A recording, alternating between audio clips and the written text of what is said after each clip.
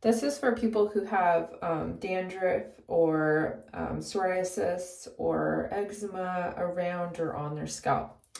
What you need to be doing every single day until the dandruff starts to clear itself up is you should be stimulating your scalp. So every single morning, I take a scalp massager and I go through my scalp. And when you have dandruff, this gets really crazy and you'll probably have to wash your hair with a sulfate fragrance-free detergent, soap, non-detergent, shampoo, I should say, to get the loosened up dandruff off. But just do it because it will dramatically improve the condition of the scalp. It improves circulation so blood can move in and out of the area.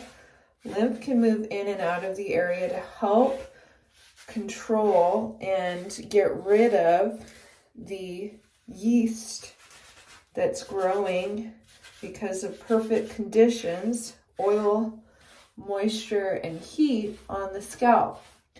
So we do that. There's no rhyme or reason. Just do what feels good. Stimulate your whole scalp area. This is the E-Code scalp massager. This is my favorite massager. It has really, really flexible bristles. It will not scratch your scalp. And just work through with that every morning or every night whenever you're about to wash your hair. Also, just in case you have dandruff, I don't currently have active dandruff, so I can just do that and not have to wash my hair after. The next thing that you're going to want to do is always at least dry your scalp. Don't overheat your scalp, but you want to keep moisture off of your hair, so don't let it air dry if you have dandruff, okay? If you have dandruff, until your dandruff clears, then you can, air dry your hair, which is healthier for your hair, healthier for your scalp. But because you have active yeast, you have an overgrowth of bacteria on your skin, you can help your body and your scalp clear that yeast by keeping moisture conditions really minimal on the scalp. The next thing that I would encourage you to do, those two things in themselves, if you stay consistent, you do that daily, are highly, highly effective for dandruff. But the next thing you can do is you can either use the Cecily Braden lymphatic brush, or you can use your hands to do some lymphatic drainage. This is to help drain the scalp, the neck, behind the neck, which is really good because psoriasis usually occurs usually around the occipital area of the back of the head.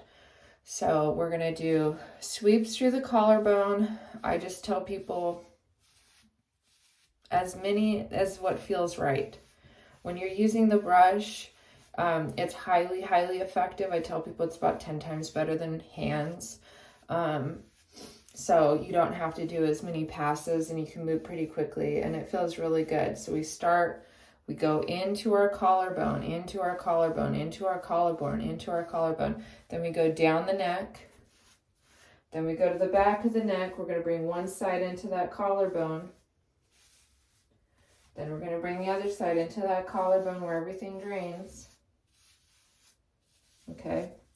And then we can do our ear. But that in itself, the back of the neck to the collarbone, is going to help drain that neck. I'm also going to go upper part of the trapezius. I'll bring that into the collarbone too, because I can reach there and it will drain there. And the next thing you can do is you can gently pump your armpits, your axillary nodes.